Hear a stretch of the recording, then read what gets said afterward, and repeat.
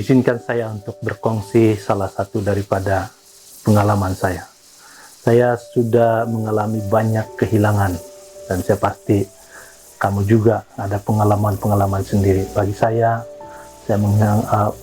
pengalaman-pengalaman yang agak berat adalah ketika kehilangan datuk dan nenek, ketika kehilangan uncle, kita kehilangan anti atau saudara-saudara terdekat.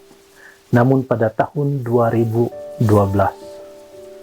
saya dikejutkan dengan sebuah berita yang paling berat saya rasa.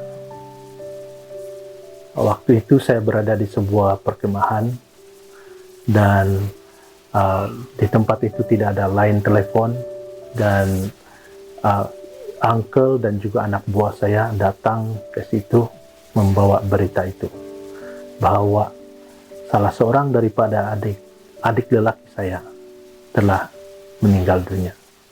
Dia meninggal dunia dalam sebuah kejadian kemalangan jalan raya, case langgar lari, sehingga hari ini saya tidak tahu siapa yang telah melanggarnya dan bagi saya itu mungkin tidak berapa penting.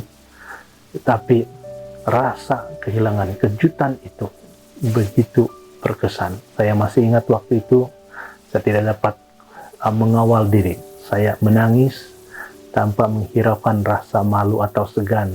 Begitu ramai orang waktu itu. Saya tidak dapat kawal diri saya.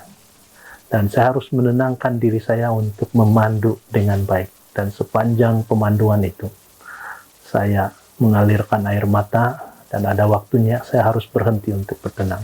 Dan ketika dalam perjalanan pulang ke kampung, saya juga tidak dapat mengawal perasaan dan mujurlah ada tunang saya yang sekarang adalah istri saya berada di samping dan dialah yang sentiasa mengingatkan saya, menyadarkan saya supaya tidak terlalu larut dengan perasaan. Nah, pengkebumian berjalan itu sudah agak lewat petang dan ya kami di situ menangis, tidak dapat mengatakan apa-apa dan saya berterima kasih dengan kunjungan orang-orang, pastor, elder, dan saya perlu menunda rasa berduka itu karena waktu itu banyak perkara yang perlu diatur, terutama sekali hari perkawinan kami, saya dengan istri saya. Hari perkawinan itu suatu yang sudah direncanakan dan 1 minggu dari tarik kepergian adik saya tidak dapat ditunda lagi, harus teruskan. Jadi duka itu harus disimpan dahulu dan teruskan dengan acara itu. Nah, saya tidak tahu bagaimana saya melaluinya dan ahli keluarga saya, tetapi upacara perkawinan itu puji Tuhan berjalan dengan baik dan lancar. Terima kasih kepada pihak istri saya, keluarga istri saya yang begitu memahami keadaan sehingga menjadikan suasana itu, walaupun kami memang dalam suasana berkabung, tetapi masih lagi menjadi kenangan yang indah dalam hidup saya. Nah, saya ingin berbicara tentang bagaimana saya secara pribadi melalui proses fase berduka itu. Dan saya boleh katakan, walaupun itu tidak lagi terlalu mempengaruhi saya sekarang, tetapi rasa rindu itu masih lagi ada. Nah, luka itu mungkin sudah sembuh, tetapi parutnya masih ada dan itu mengingatkan. Kadang-kadang kenangan itu datang bertandang. Apabila mungkin waktu saya memandu, saya seringkali teringat bahwa ya adik saya telah pergi dalam satu kejadian yang tidak diingini. Bagaimana saya melaluinya? Yang pertama sekali, saya sangat bersyukur karena saya mengenal Tuhan. Jadi saya percaya Tuhan adalah yang paling rapat dalam hidup saya, dan Dia memahami dan Dia boleh menerima segala luahan saya. Jadi saya mengambil masa berbicara dengan Dia setiap hari atau setiap kesempatan, sama ada hanya dalam pikiran ataupun dengan kata-kata yang kedengaran. Saya meluahkan kepada Tuhan semua yang ada dalam hati saya. Nah, saya juga sangat bersyukur karena waktu itu saya baru berkawin dan saya tidak bersendirian di rumah. Dan saya punya seorang teman berduka. Dan ya, kalau saya bersendirian di rumah, pasti saya tidak tahu bagaimana saya melaluinya. Tapi sangat bersyukur dengan istri yang begitu memahami keadaan saya waktu itu. Nah, saya juga belajar, saya juga berterima kasih karena sikap tolak ansur, bertimbang rasa di keluarga saya. Tidak ada yang menyalahkan, tidak ada pergaduhan yang terjadi. Kami saling support, menerima cara berduka masing-masing. Dan kebanyakan kami memilih untuk tidak terlalu menyentuh topik ini. Dan juga saya mengambil masa bersendirian, waktu berjogging atau hiking, atau ada waktu-waktunya saya bersendirian untuk merenungi dan menyelidiki hati saya. Saya perlu merasakan perasaan itu, mengeluarkan perasaan itu. Dan sebagai seorang yang agak introvert, saya sukar bagi saya untuk meluahkannya kepada orang lain dengan begitu saja. Jadi saya mengambil masa bersendirian, berbicara kepada Tuhan, meluahkan perasaan saya. Nah, itu sangat penting.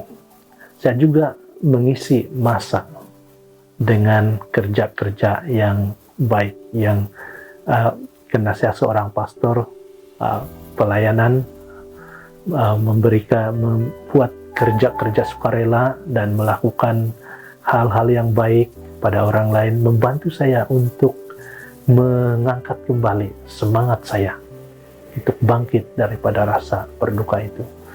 Dan tidak dinafikan orang-orang di sekitar yang begitu memahami dan memberikan sokongan yang baik, sokongan yang kuat kepada saya untuk bangkit kembali. Saya juga mengungsikan pengalaman saya ini kepada orang lain, sama ada secara berkelompok ataupun kepada individu-individu. Dan cara ini juga membantu saya untuk mengeluarkan perasaan-perasaan yang ada di dalam hati dan membantu kepada proses kesembuhan. Pada masa yang sama,